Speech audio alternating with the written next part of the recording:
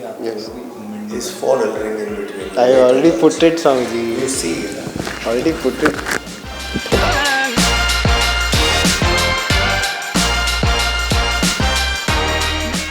That don't accept anybody blindly. And he used to jokingly say,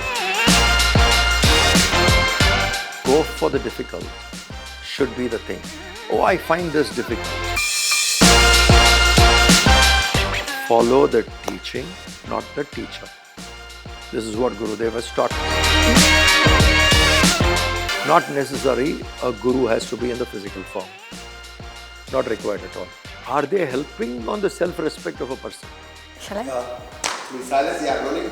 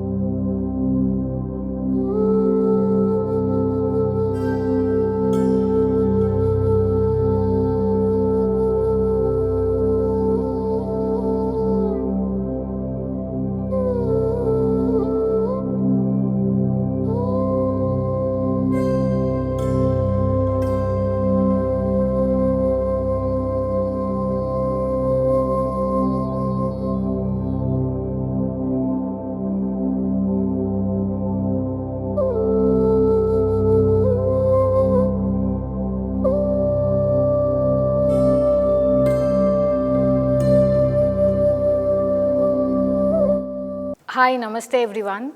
Today we have Swami Mitrananda ji with us. He is the spiritual mentor at Chinmaya Mission. So happy to have you, Swami ji. My first question to you is, how did you become a monk and what made you choose this path? I respect your question, but I have a fantastic answer, which I heard from my guru. Somebody went and asked him to say something about him. Somebody asked Gurudev, say something about you. He said, okay, now since you're asking, I'll say something. If you grow up a little more, I'll talk about my teacher. Okay. So, I mean, how did I get into this?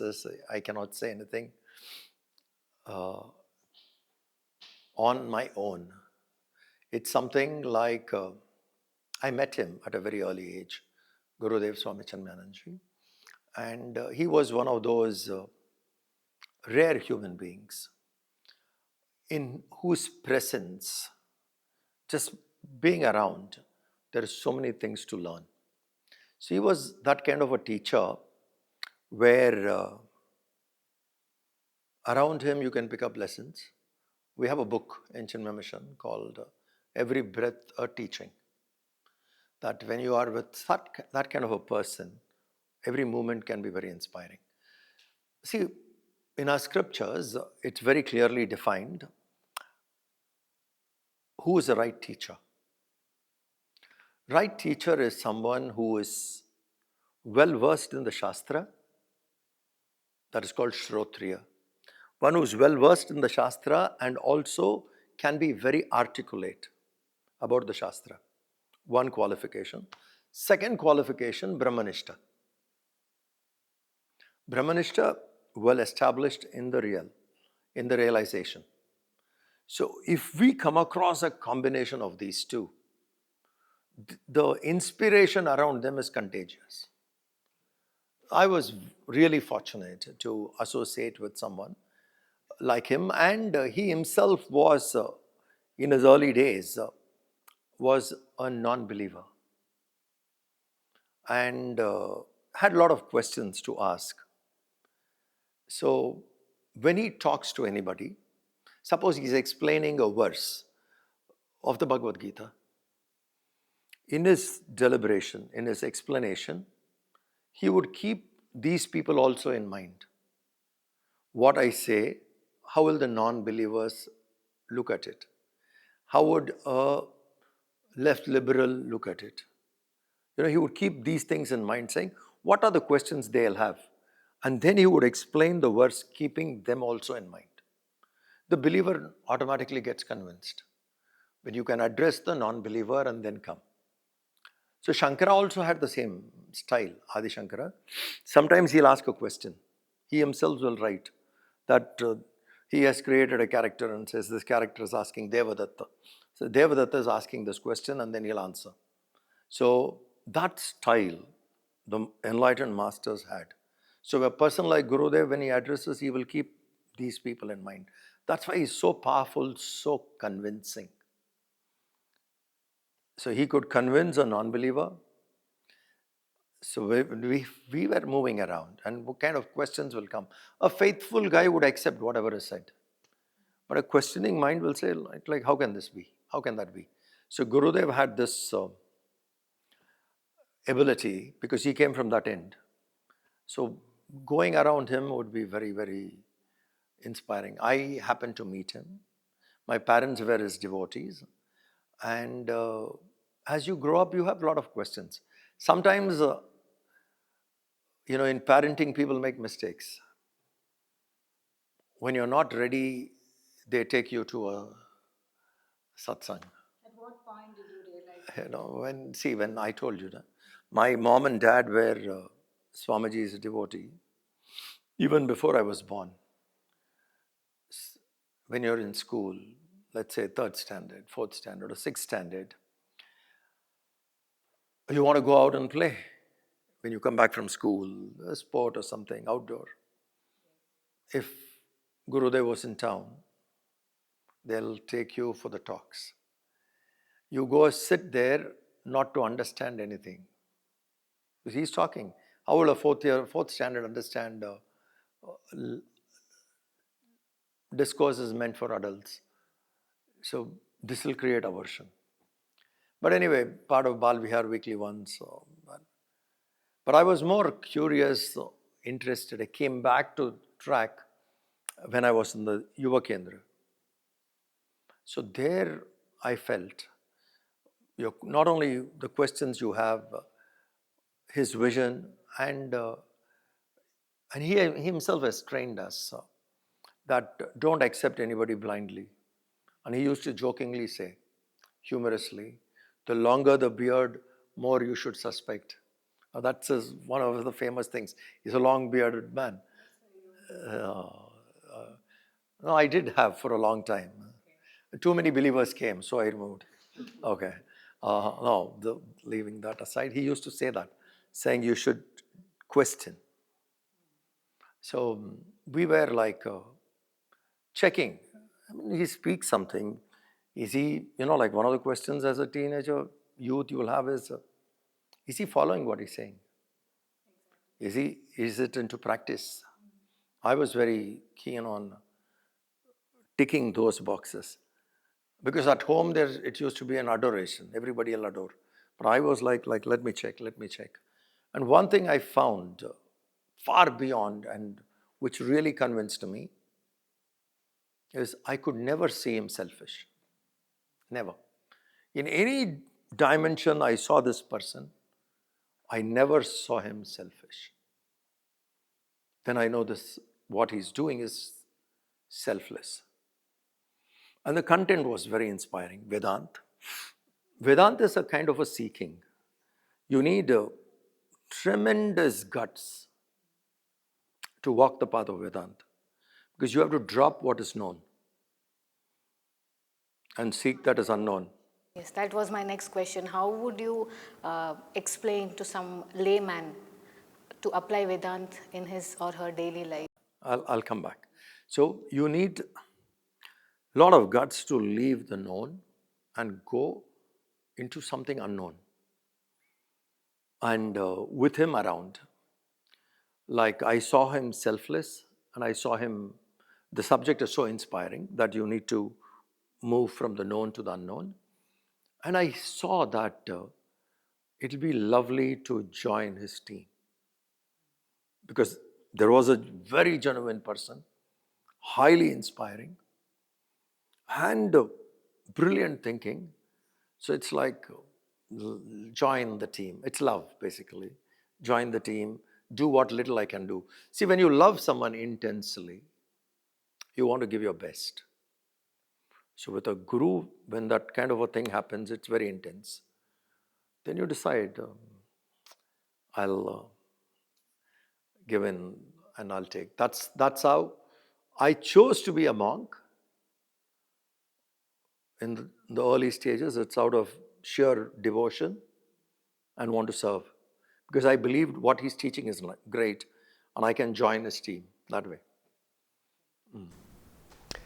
Swamiji, connection to the spiritual world is also that raising a family, being part of a family, marrying people, that's also part of our spiritual world. But somehow today we see on the internet and we see even in reality our friends who are younger, when they get married, they say that I don't want to have children. I have a pet at my house and I am a dog mom or we are dog parents. And that's a growing trend. Should we be concerned about these trends is one thought. And with what perspective should we look at it? Are they being selfish? Before we go into this question, what percentage of youth, I really need to understand, what percentage of youth actually think like this? I don't know the percentage, Swamiji, but What do you guess? if I have to guess, I would say maybe 20%, 15%. 20% is a huge, huge population. That means if you look at India, 1 in every 5th person would be like this. That's not true. Check the people in this room. Not just India, Swamiji, like globally. No, I'm just saying if you even go globally, 20% is a very huge number. This could not be even 1%. So if 1% of the population probably are taking this position, I want to be a dog mom. Basically, it's a phrase they use rather than I like to have a pet. The word everybody loves to have a pet. So people with family and people, ashrams have pets, cows, and so many things are there. So it's just that animal which can move with the domestic people can be called a pet. So it's basically a pet. And I really don't think it's a huge population which is thinking this way, unless it's made trendy, unless it is made, the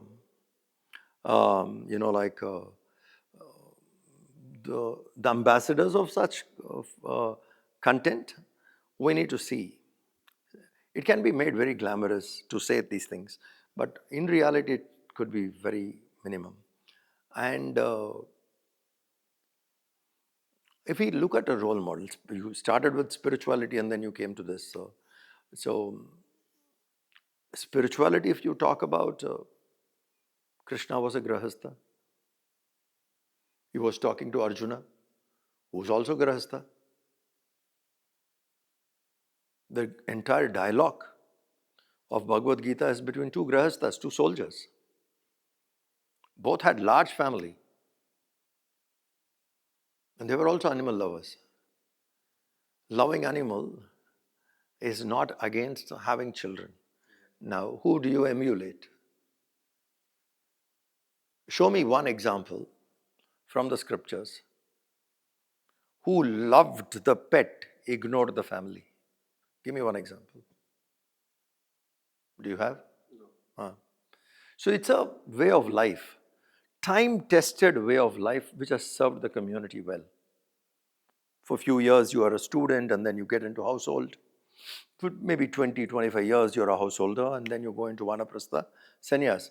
This time-tested life, way of life has served for how many thousands of years? Please think. It has served the community and that way of life will continue. These kind of things will have a craze in between and they'll drop. Coming back, animals needs attention, care, we should give. Whether it's a cat or a dog or a cow, whatever. Having a pet is nothing, and looking at the pet as divine, there is nothing. Okay. But saying I'm a dog mom, Justifying not having children with no, that's not being that is accepted. not Because acceptable. in a progressive country, you need to understand, for a progressive world, a world which goes forward, young population should be large in number than the elderly. Now you have seen, it can be in China, one child policy, what has happened to China now? Most of the European nations. So if you go into not having children and having an animal as a pet, if that's what you feel and you associate with a pet, the progressiveness of the world will be a setback. Because the world always needs young people in large numbers, elderly in less numbers. The demography should be always large and less. The elderly should be less, then the young takes care. If this kind of a thing, if you go across, at one point of time, the globe can have much larger population of senior citizens, young population of youth. The world cannot be progressive, it cannot be productive, it will be a big setback, even economically and everything. You need young blood to lead it. So young should be always large. So for a Hindu, marriage is sacred. You marry not for pleasure only. You marry not just for a companionship only. You marry to have children, progeny. So that way we found this is the best way to do. So if someone loves an animal, most welcome. But if you say, like, since I love an animal, I don't need to marry, you are quite regressive in such thinking because you're not helping the world progress. Swamiji, before we move on to another question, just extending that line of thought, is it can is it selfish when somebody feels like that? Because like you said, that they don't want to have children only because that's their convenience, and they feel like it's too much to have a children, to have a child, and we are economically not ready. We don't have enough money between the two of us to raise a child and bear the expenses. Are these kinds of thoughts selfish, or are we justified in growing that thought because we see that today? These thoughts are weak. It's not from a very strong mind. These thoughts come from a mind which doesn't have inner strength. If you have inner strength, you would look forward to meeting life. What comes on the way, let's see how I can meet. You look forward. When you don't have that kind of a strength, you see easy way out. So it comes from a mind which is not daring. It comes from a mind which doesn't want to try any risk.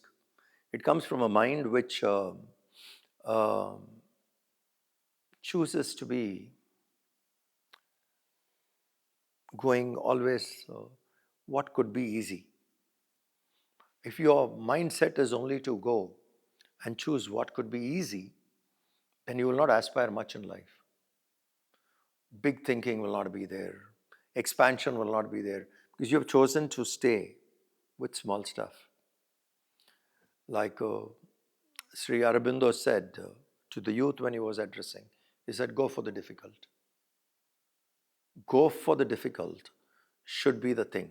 Oh, I find this difficult, and therefore I do not want to choose. And either they're extremely selfish, some can be, me and myself, and I don't care for anybody else, or they are mentally weak. This issue is growing, not the animal pet, but this issue is growing. This needs to be addressed. The solution for this is at an early stage in their life, if we can give them the right knowledge, which can give them strength to face life. not run away from it. If that knowledge is given, I think the thinking would change. It's absence of strength, absence of clarity. Coming back to understanding of spirituality, what does spirituality truly mean? Because from a layman's point of view, they think sadhus, rishis, they wear simple clothes, they eat simple food, and leading external simple life is spirituality, or there is something beyond that. Going back, picking up a cue from the last question, Arjuna and Krishna, they were householders, not sannyasis. The entire Bhagavad Gita was a discussion between two soldiers and not two sannyasis. It's not Vasishtha and Vishwamitra sitting there and discussing. It was people right in the middle of action, absolutely dynamic life. So the gods we worship were householders, and they taught us. Do you understand? So Hindu culture is very clear about it. So if the focus is only on a spiritual person, like that too a spiritual person who jumped two schools, two ashramas, from brahmachari he went straight to sannyas, skipping grahastha ashram and vanaprastha. If you take them as the focus point, this question is valid. But we need to wake up to see. These people who are also teaching, like I've been teaching for a while, even in our organization, not just, you take Art of Living, you take ISKCON, you take Amritanandamai, you take any of these global organizations, Ramakrishna Mission. When the sannyasis go out and teach also, are they making a call, come join sannyas order, don't marry? Nobody promotes it. A sannyasi is someone who has chosen simplicity. Simplicity, a simple life.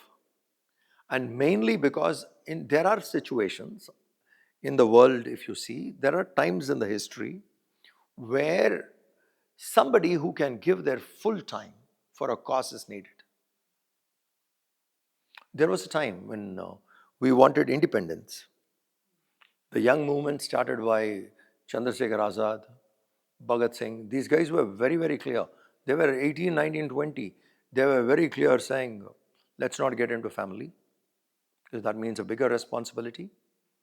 And if you have a family and a child, you can't come and give your full time into this. So they chose, when Hindustan Republican Army was formed, they chose we should have members, as far as possible, people who are not married, who can take up a cause. Even Bhagat Singh stood for it. So that they give their full time, and it's risky. And there are times like that when you come. We were, how many years do you think Bharat was ruled? When was the first invasion? 1300s. Like proper invasion, otherwise 900 AD. Alexander came here when? 1200 years ago? Are they? Alexander came 300 BC, 350 BC. So you understand, from that time onwards, there was invasion. Greeks, Huns, somebody or other were coming regularly. This is a nation which has seen constant invasion, and brutal barbaric invasions happened from 6th century onwards. But there were invasions. So when you were invaded for that long time, and one of the basic things of invasion was like, you shut your Gurukula, your knowledge center, libraries were burnt, Mahavishwavidyaliyas were destroyed. Where the Pathshalas are gone. Your method of teaching, your method of education was thrown out. And if, in spite of that, if someone was teaching, they were taken into task. So for 200 years, at regular intervals, there were attacks. At regular intervals, there were resistance. A Shivaji came, or a Maharana Pratap came. There were people who came, Raja Hemu came. Continuously, there were people who resisted, who managed few things. But in the large, our knowledge system got the biggest hit because Gurukulas went off. So when the knowledge system got hit, and today when you have after independence, you have a very different kind of education which went till you recently, government brought something called new education policy. Prior to that, what was the education system? Macaulay taught, it's fine. I mean, we didn't even ask basics, right? In your entire education, let's say you're a postgraduate or something, did they teach you how to handle anger? Anger? Love? Guilt? Failure? Success? These are the things we meet in life. This was not taught. Imagine 20 years you study something and these basics are not there in the curriculum itself. What to talk about? It's not there in the curriculum. So when the knowledge got hit so badly, if the knowledge needs to be preserved, people like Vivekananda, Shankara set it up earlier, then people like Vivekananda, etc., decided, if I have a family, children, etc., I cannot give my full attention. I move away from this and I give my entire attention. That's how, for the last 200 years, if you see, many people have come to the path because it needs a full-time attention to serve without much responsibilities. I mean, when you have a family, obviously you have to take care of your child, everything. So till we get back to the Gurukula system, that older system of education, where the teacher and his wife were seen as Guru and Guru Ma, till we get back to that, or till this knowledge becomes more prominent, you will find sannyasis. And once that is there, the system by itself will say, now this is the best system, we'll go back to the old one. So today if you see, it is sannyasis who are seen spiritual. It is for this reason. Arjuna was spiritual. Ram was spiritual. Lakshmana was less spiritual or what? Huh? Krishna was spiritual. You take everybody. All the people whom we worship, they were all spiritual people. But they were all householders. So the era was completely different. So today you see only sannyasis. Sannyasis, when you brand them as spiritual, they are the people who have withdrawn, moved away. So it's like, see, when you go to Shabarimala Yatra, you wear a black dhoti. It is just to tell people, hey, listen, I'm on a yatra. Leave me alone. Don't call me to a restaurant, or don't call me here, there, for all kinds of things. See, I'm practicing for some time, leave me alone. It's a kind of a signal. That way a sannyasi wears a robe and he walks away saying, yeah, he has moved out, leave him alone. Let's not go disturb this guy. Let him go on his own. Today the focus has become on sannyasis is the only spiritual people. No. If sannyasis are only spiritual people, in every organization, there should be only sannyasis. Every organization has what? All kinds of people are there. All levels of people are there. Bachelors are there. Married people are there. Vanaprasthas are there. Everywhere.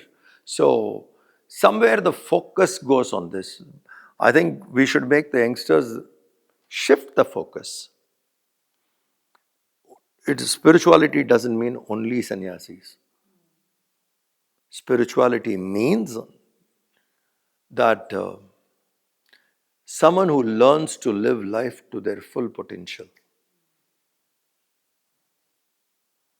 and who knows to breeze through various experiences of life. Like the Olympic shooter, Manu is her name, who won the medals, 2 medals she got last time in the Olympics, Manu. After winning the medal, when the press went and was talking to her, she said very clearly that, what were you doing? Because if she shoots the next, when she pulls the trigger, it's a medal for India. Imagine holding a pistol there and you have to pull that trigger, and if you hit the target, India gets a medal, and first time. for her. What must be the tension? So obviously they asked, how was your mind at that point of time? She said, in the Bhagavad Gita, her words, in the Bhagavad Gita, Krishna has said very clearly, do not look for the results, focus on the action. I am trained with that philosophy. My hand was on the trigger, I was not thinking of gold, I was just thinking of this. Now this is spiritual. A youngster who is in early 20s, Manu, managed to demonstrate to the world what is spirituality in an Olympic event. So spirituality is this.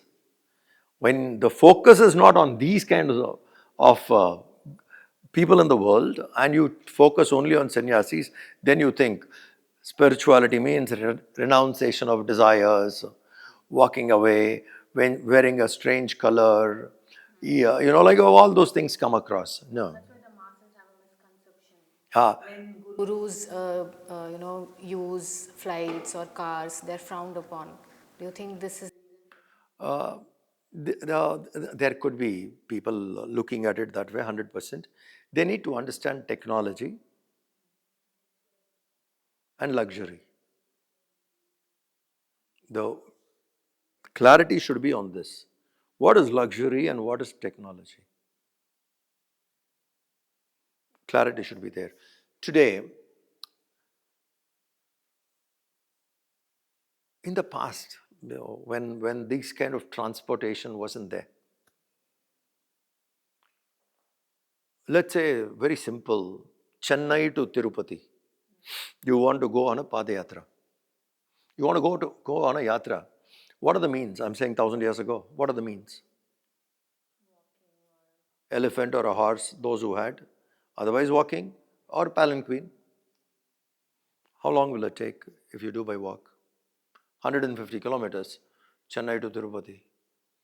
Average you walk 25 kilometers per day. 6 days. Going. 1 day darshan. Coming back 6 days. 2 weeks to go to Tirupati. How do you go today? You drive, you go in the morning, finish darshan, come back same day. This is technology. You understand? You have used different things. So in the past, 4 months a teacher would stay in one place called Chaturmasya. He'll choose a location and people would come. Otherwise they were traveling. And the travel was by foot, most of them, when Shankara walked across this country 4 times. So this is by going by foot. Today when you have a technology, like you called me today, I came here and I'm going back tonight. If I have to come to Pune walking from Chennai, so we have to have this clarity. We should not mistake technology and luxury. So if a monk is using technology, you should rather appreciate that he's using things effectively to reach out to the masses. But if it is seen only as luxury, that's wrong. And I'm not saying there is no luxury. There are people who are misusing this, justifying their personal desires of luxury as technology. People can see through it. People are not dumb. People can see through it. And more or less, one more thing is important here to understand. People go to them, right? They're not forcing anybody. A sannyasi is compelling someone, by force you come sit here. No, there's no force.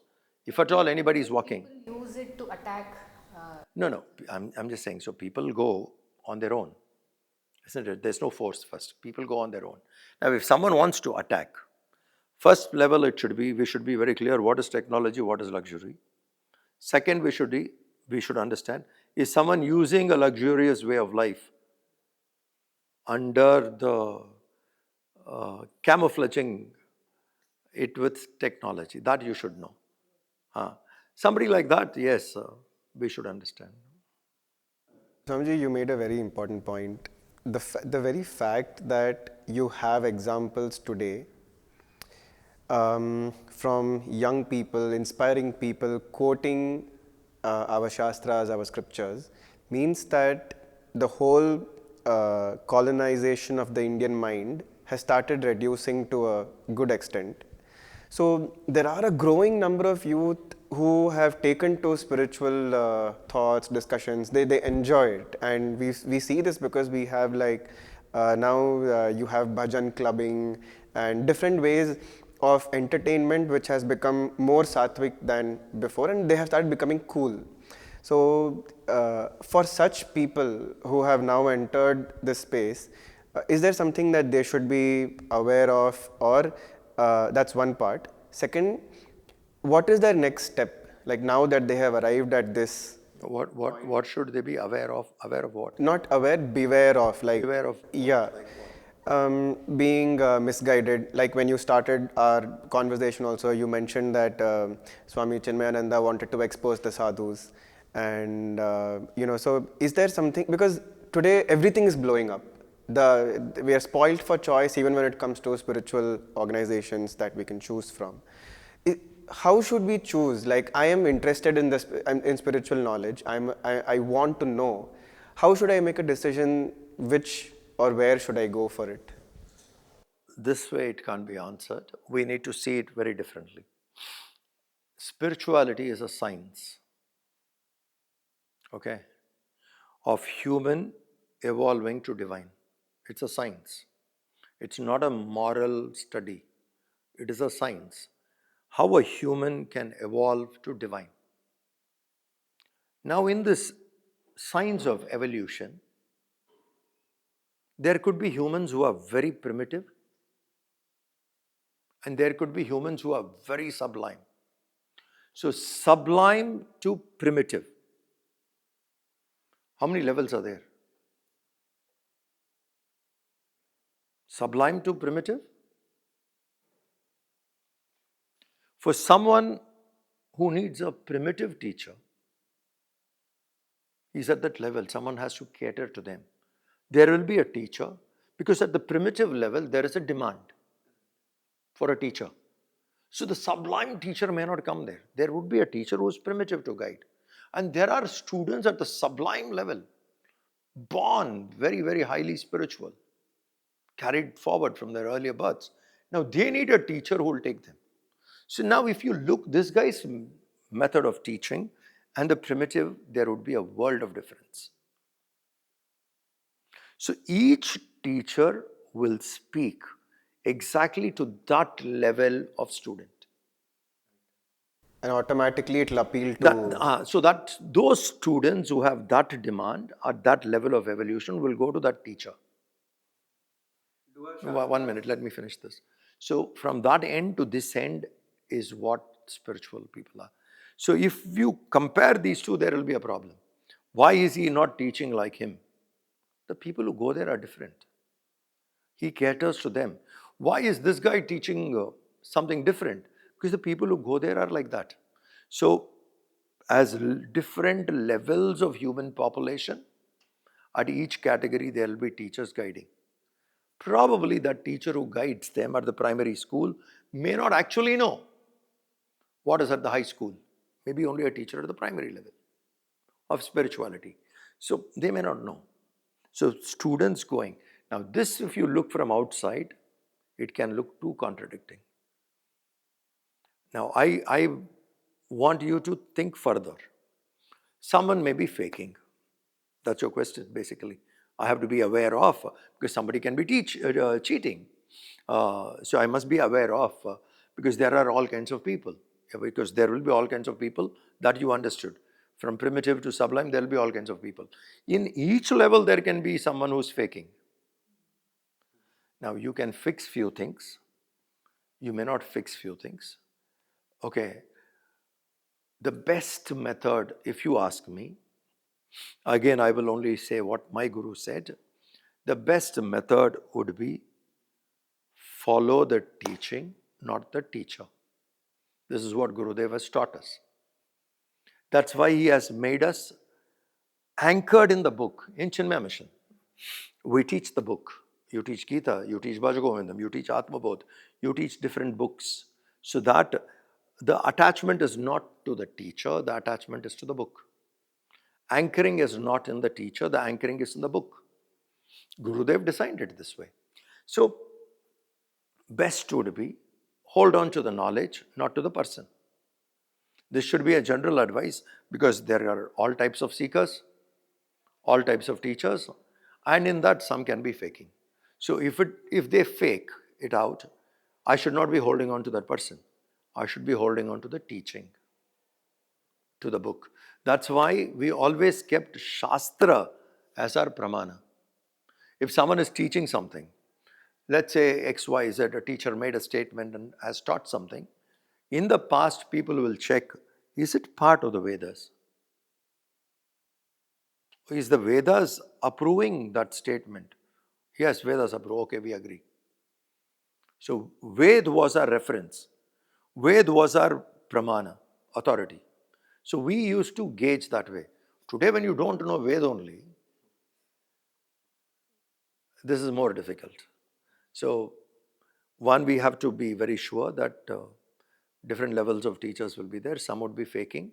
And if there is someone faking, it needs to be politely exposed. Okay. And at the same time, you should understand someone could be deliberately attacking someone genuine because the world is there. Because there are religious narratives today. We must be aware of that also. In this kind of a confusion, the best would be follow the book, not the person. Upanishads are there. You just learn how to read it. Somebody can guide you how to read it. Then you take it up and then you follow. Not necessary a guru has to be in the physical form. Not required at all. Books can be a good guide. Right. So we'll quickly touch upon some problems that the youth are facing today. So why do you think that young people are feeling lonely today, lonely so much? Because those days, in a year, maybe our parents, our grandparents, they go for social gatherings yearly, thrice, or some weddings or something like that. But they get to know about their family, extended family, once in a while. But today, everybody is getting updated with everybody's life every day. So, but still they feel so lonely. What this overstimulation is actually, doing to our minds? And why do we feel so lonely even after all this? First 5 years of my life was in a joint family. Okay. 5 years is good. I mean, I was fortunate. The childhood which needs to be pampered, up to 6 you have to be pampered. And if you are in a joint family, at some point you will be the youngest till someone comes after you. You will be the youngest. There could be 40, 45 people in the house drowning you with affection and love. How do you grow? What is the foundation you get? Then when we moved out to nuclear, the foundation was so deep that you look forward to connect them on the weekend. If it is weekends are not possible, every family gathering, at some excuse, if there is a gathering, you want to run back to that place. It could be a wedding, it could be a child born there, it could be so many festivals we have. And we also had a thing that even when we broke down into nuclear families, suppose you celebrate Krishna Jayanti, the sweets you make, you will go and give it to everybody. So they were all opportunities of meeting together. So we look forward, and for the summer holidays, you go again, all of you gather in somebody's house. You spend 10, 12 days. So that extended family of your cousins, etc., were very deep for you. And you look forward to them. So that was a very healthy thing. So you never felt isolated, lonely. Today that system is gone. A person is born and in two different houses. When they meet short while, you expect them to do bond well and look forward for each other's company. That doesn't happen. Earlier we were living together, so the bonding was very natural. Here you are asking two cousins, a cousin born in Africa, another guy born in Egypt, and then you are born in India. You say, come together. They'll come once in 3-4 years for 10 days. What kind of a bonding can happen? So that extended family part of it is gone. That was one of our last defense we had. Okay, let me explain this. When our Mahavishwa Vidyalayas were destroyed, we had Patashalas. Patashalas are day school. Patashalas were destroyed. We had Gurukula. Gurukula is residential school. That also gone. When these three are gone, the only way was family. When that separated, we became lonely.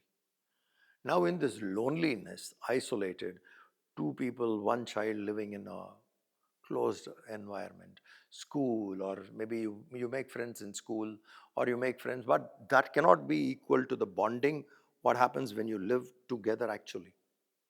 So it's more like a show, it's more like a formal way, it doesn't work. And then when you get to see in the social media, like your question was on that, in the social media, it is just that the biggest fake stories you will see only there. You understand? It's the biggest fakes you'll see. You would have had a very miserable day. And probably got to see a nice moon, end of the day. You took a picture and then you post. You did not say how horrible it was till the night time when the moon came up. But the moon, you came and saying such lovely thing. The other guy who reads it, he knew his yesterday was horrible. But he sees you very happy. So this is faking that every other person is happy. You shouldn't trust it. Okay, so when a person sees everybody else seems to be happy and not me, then either only way you also have to show others, I'm also very happy. But you're not actually, but you're trying to show. Not being happy. So you need to show, because then you're accepted. One-manship, it's missed. So are you happy is a very honest question.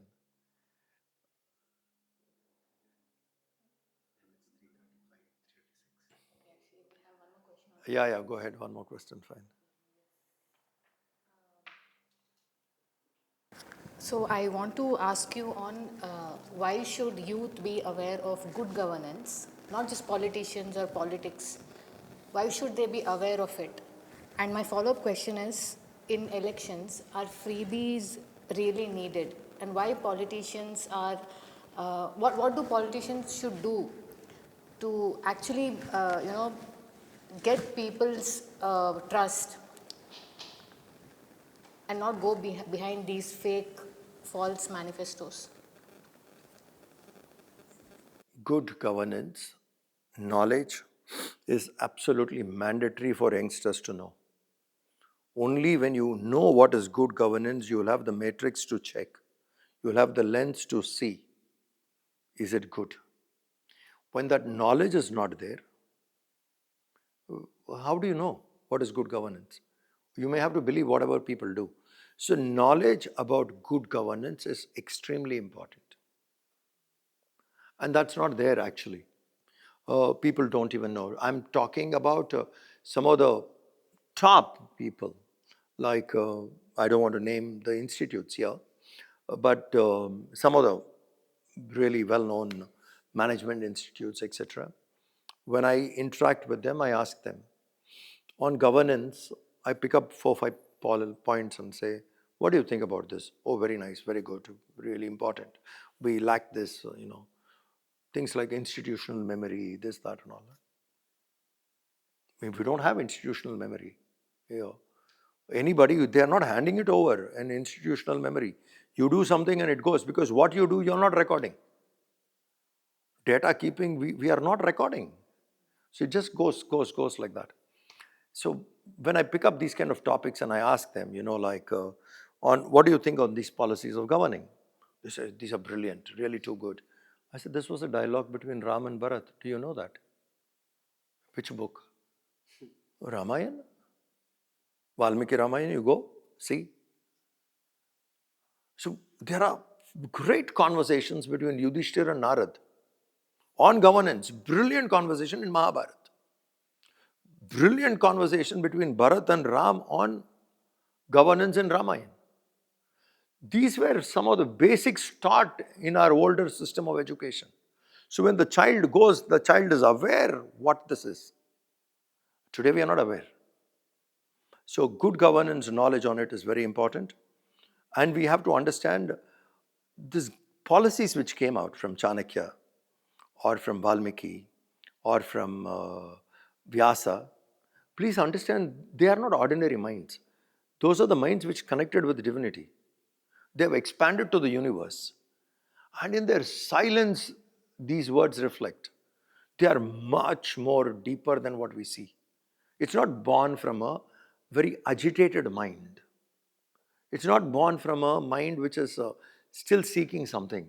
It's born from a mind which was fulfilled. There's a difference, isn't it? Someone who's fulfilled, Vyasa is fulfilled, accomplished person. In that accomplished state of mind, when thoughts come, imagine how deep they are. So if a person who is accomplished, who is enlightened, be it Shankara, be it Vyasa, be it Valmiki, or be it my guru, what they say from that state of mind is absolutely valid. So for me, if you ask on the question on youngsters, they should definitely take to knowing about governance, and they should dig into our own scriptures first place. They should dig content from the minds which are really accomplished.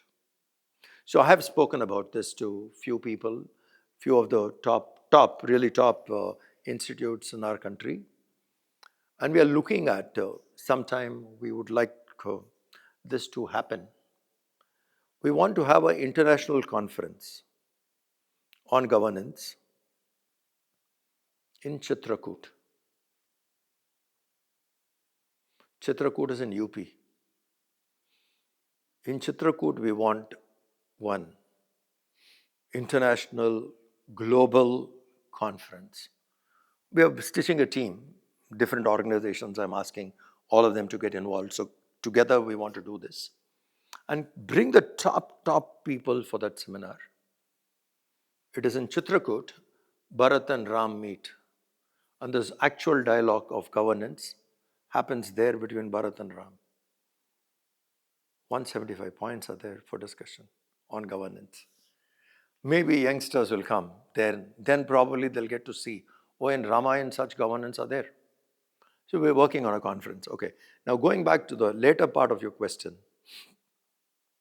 What was that you said? Freebies during thing. Now, if a population has lived without self-worth, generations you have lived without self-worth, because you were not taught. In today's world, if you go there, they call you a sinner. Or from psychology standpoint, they see some disorder everybody has. Scriptures, on the other hand, says you are divine. Everyone is divine. Now, to understand I am divine, what's your self-worth afterwards? Then to check it out for yourself. So, we have destroyed, to a very large extent, self-respect in the community. So, someone wants a freebie. It's not worth it. But you're willing to go grab it. Because for a very long time, we were starving. Imagine we suffered not natural calamities alone, natural famines alone. We suffered man-made famines too. 3 million people died in Bengal because of Churchill. Now, this is the level of suffering. So we were starving. So in our psyche, they have discovered this, and they've said that we have a starvation gene. Starvation gene. You know what is a starvation gene? That enough are not available. So if I get a chance, like a camel, I want to hog everything and then bring it out. Like a cow, take everything in first, then bring it out. So Indians were, when food came, they were eating more. But that was the time when we did not have sufficient. And later when we developed, now we have got somewhere the buying power. the middle income in India will not fall for freebies. Middle income would have also fallen for a freebie 25 years ago. Today they don't fall for a freebie. It is who is lower in income fall for it. And that happens to be a little larger population. So if a particular party comes up on governance and they say, okay, I'm giving you this free, obviously people are going to vote. Now, how do you counter this? I'll not give you anything, you lose the election. The politicians should be aware. No, if the politician says, no, I'm not going to give you freebies. You come to me, I'll not give you anything. So which party will win? A party which has a weaker policy, which wants to entice somebody, throw something free and win up votes, they're going to come to power. Now what will be the condition? So unless the self-respect in the public is increased, blaming a one party over other on freebies is not a good thing. So we need to check, there are parties which come out with freebies. Are they helping on the self-respect of a person? Are they helping on the economic growth of that stater, lower income group? Are they getting the buying power? If the lower income group gets the buying power, you say, I'll give you 5,000 rupees, you vote for me. Why would one vote? So I can give you that, you just get out. Because you have it today. When it is not there, people are cashing upon the poverty. So if one party is cashing on it and getting into power only through that, the other party would obviously do it. So Indian politics, you will find freebies coming together. It can be any party coming out and offering in a different ways. Because they know this is what that group is going to vote for.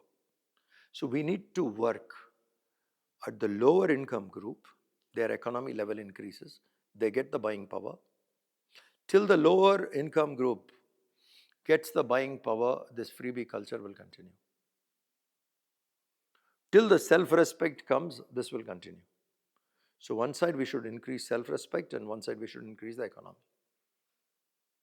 So if the youth are aware of this, that which party is supporting self-respect and which party is supporting economy or which party is exploiting, this alertness among youth is necessary. So fighting against freebies would be waste of time because there is a competition who can give more. Unless you make the Indian youth, Indian population aware that your self-worth is more, you can't be purchased. You are not a commodity to be purchased. The demand for freebies has to go away. So economic development has to come and self-worth. Then it will drop. So I won't blame a particular party today because if they need to come to power, this has become a way. So eradicate that poverty there, increase self-worth. This has been amazing, Swamiji. Thank you so much. I actually have more questions, but your time is not allowing us. So thank you so much for doing this for us. Thank you, Swamiji. Namaskar. Hari Om.